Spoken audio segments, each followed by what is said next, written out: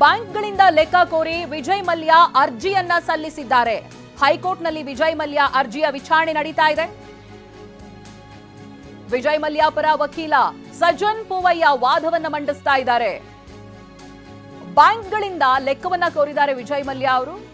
ಇದಕ್ಕಾಗಿ ಅರ್ಜಿಯನ್ನ ಕೂಡ ಸಲ್ಲಿಸಿದ್ದಾರೆ. ಅದರ ವಿಚಾರಣೆ ಇವತ್ತು ಹೈಕೋರ್ಟ್ನಲ್ಲಿ ನಡೀತಾ ಇದೆ. 6,200 ಕೋಟಿ ಸಾಲವನ್ನ ಕೊಡಬೇಕಿತ್ತು, ಅದನ್ನ ತಾನು ಕೊಟ್ಟಿರೋದಾಗಿಯೂ ಆ ನಂತರದಲ್ಲೂ ಕೂಡ ಬಾಕಿ ಏನ್ ತೋರಿಸ್ತಾ ಇದೆ ಇದರ ವಿಚಾರವಾಗಿ ಸರಿಯಾದಂತ ಲೆಕ್ಕ ಕೊಡಿ ಅಂತ ವಿಜಯ್ ಮಲ್ಯ ಅವರು ಹೈಕೋರ್ಟ್ ಮೊರೆ ಹೋಗಿದ್ದಾರೆ. 14,000 ಕೋಟಿ ಸಾಲವನ್ನ ವಸೂಲ್ ಮಾಡಿದ್ದಾರೆ ಹೀಗಂತ ಹಣಕಾಸು ಸಚಿವೆ ಲೋಕಸಭೆಗೆ ತಿಳಿಸಿದ್ದಾರೆ. ಇದೀಗ ವಿಜಯ್ ಮಲ್ಯ ಅವರು ಹೈಕೋರ್ಟ್ಗೆ ಸಲ್ಲಿಸಿರುವಂತ ಅರ್ಜಿಯ ವಿಚಾರಣೆ ಆಗ್ತಾ ಇದೆ. ವಸೂಲಾತಿ ಅಧಿಕಾರಿಗಳು ಕೂಡ 10,200 ಕೋಟಿ ವಸೂಲಾಗಿದೆ ಅಂತ ಹೇಳಿದ್ದಾರೆ. ಸಾಲ ಕೊಡಬೇಕಿದ್ದೆಷ್ಟು 6,200 ಕೋಟಿ. ಸದ್ಯ 14,000 ಕೋಟಿ ಸಾಲವನ್ನ ವಸೂಲು ಮಾಡಲಾಗಿದೆ ಹೀಗಂತ ಹಣಕಾಸು ಸಚಿವೆ ಲೋಕಸಭೆಗೆ ತಿಳಿಸಿದ್ದಾರೆ. ವಸೂಲಾತಿ ಅಧಿಕಾರಿ 10,200 ಕೋಟಿ ವಸೂಲಾಗಿದೆ ಅಂತಾನೂ ಹೇಳಿದ್ದಾರೆ. ಸಂಪೂರ್ಣ ಸಾಲ ತೀರಿದ್ರೂ ಕೂಡ ಪ್ರಕ್ರಿಯೆಯನ್ನ ಮುಂದುವರಿಸಲಾಗ್ತಾ ಇದೆ ಯಾಕೆ ಅನ್ನೋದು ಪ್ರಶ್ನೆ.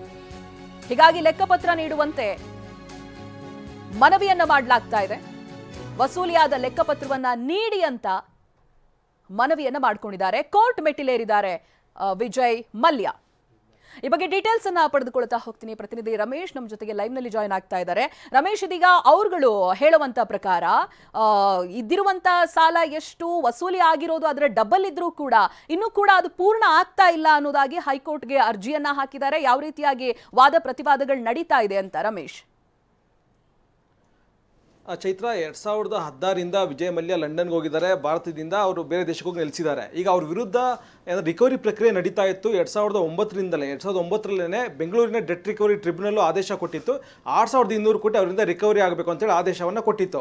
ಆದರೆ ಅದು ರಿಕವರಿ ಆಗೋದಕ್ಕೆ ಎಲ್ಲ ರೀತಿ ಕ್ರಮವನ್ನು ಕೈಗೊಂಡು ಅಂದರೆ 2017ರಲ್ಲಿ ಡೆಟ್ ರಿಕವರಿ ಟ್ರಿಬ್ಯುನಲ್ನಿಂದ ರಿಕವರಿ ಆಫೀಸರ್ನ ನೇಮಕ ಮಾಡಿದರು. ಆ ರಿಕವರಿ ಆಫೀಸರು ಅವರ ಹತ್ರ ಇದ್ದಂಥ UBHL ಕಂಪನಿ ಇದನ್ನೆಲ್ಲ ವೈಂಡ್ ಅಪ್ ಮಾಡಿ ಸುಮಾರು 10,200 ಕೋಟಿ ಅಂದರೆ ಬೇರೆ ಬೇರೆ ಆಸ್ತಿಗಳನ್ನೆಲ್ಲ ಅಟ್ಯಾಚ್ ಮಾಡಿಕೊಂಡು 10,200 ಕೋಟಿ ಆಸ್ತಿಯನ್ನು ನಾವು ವಶಕ್ಕೆ ತಗೊಂಡಿದ್ದೀವಿ, ಬ್ಯಾಂಕ್ಗಳಿಗೆ ಸಾಲವನ್ನು ವಾಪಸ್ ಕೊಡೋದಕ್ಕೆ ಎಲ್ಲ ಕ್ರಮವನ್ನು ಕೈಗೊಂಡಿದ್ದೀವಿ ಅನ್ನುವಂಥ ಒಂದು ಹೇಳಿಕೆಯನ್ನು ಕೊಟ್ಟಿದ್ರು. ಅದಾದಮೇಲೆ ಇತ್ತೀಚೆಗೆ ನಿರ್ಮಲಾ ಸೀತಾರಾಮನ್ ಅವರು ಲೋಕಸಭೆಯಲ್ಲಿ ಹೇಳಿಕೆ ಕೊಡ್ತಾ ಸುಮಾರು 14,000 ಕೋಟಿಯನ್ನು ವಿಜಯ್ ಮಲ್ಯ ಅವರಿಂದ ನಾವು ರಿಕವರಿ ಮಾಡಿದ್ದೀವಿ ಅಂತೇಳಿ ಹೇಳಿದ್ದಾರೆ. ಹೀಗಾಗಿ ಈಗ ವಿಜಯ್ ಮಲ್ಯ ಹೈಕೋರ್ಟ್ ಮೆಟ್ಲೇರಿದ್ದಾರೆ. ಅವ್ರು ಹೇಳ್ತಾ ಇರೋದೇನೆಂದರೆ, ನಂದು ಸಾಲ ಇದ್ದಿದ್ದು 6,200 ಕೋಟಿ, ಬಡ್ಡಿ ಎಲ್ಲ ಸೇರಿ ಸುಮಾರು 10,200 ಕೋಟಿಯನ್ನು ಈಗಾಗಲೇ ರಿಕವರಿ ಮಾಡಿದ್ದಾರೆ. ಜೊತೆಗೆ ಇನ್ನಷ್ಟು ಆಸ್ತಿಗಳು ಅವ್ರ ಹತ್ರನೇ ಇದೆ. ಹೀಗಾಗಿ ಎಷ್ಟು ಆಸ್ತಿಗಳನ್ನ ಅವರು ಹರಾಜು ಹಾಕಿದ್ದಾರೆ, ಎಷ್ಟು ಆಸ್ತಿಗಳು ಹರಾಜು ಆಗದೇನೆ ಹಾಗೇನೇ ಇದೆ, ಎಷ್ಟು ಹಣವನ್ನು ಬ್ಯಾಂಕ್ಗಳಿಗೆ ರಿಕವರಿ ಮಾಡಿದ್ದಾರೆ, ಈ ಎಲ್ಲ ಅಂಕಿಅಂಶಗಳನ್ನು ನನಗಿನ್ನೂ ಕೊಟ್ಟಿಲ್ಲ.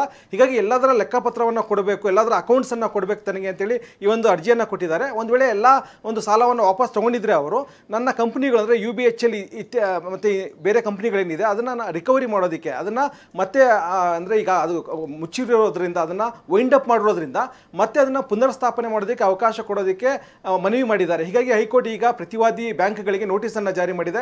ಎಷ್ಟೆಷ್ಟು ಹಣವನ್ನು ಅವರು ರಿಕವರಿ ಮಾಡಿದರೆ ಅದರ ಡೀಟೇಲ್ಸನ್ನು ಅವರು ಮುಂದಿನ ದಿನಗಳಲ್ಲಿ ಕೊಡಬೇಕಾಗುತ್ತೆ. ಜೊತೆಗೆ ಈಗ ED ಕೂಡ ಪ್ರಕ್ರಿಯೆ ನಡೆಸ್ತಾ ಇದೆ.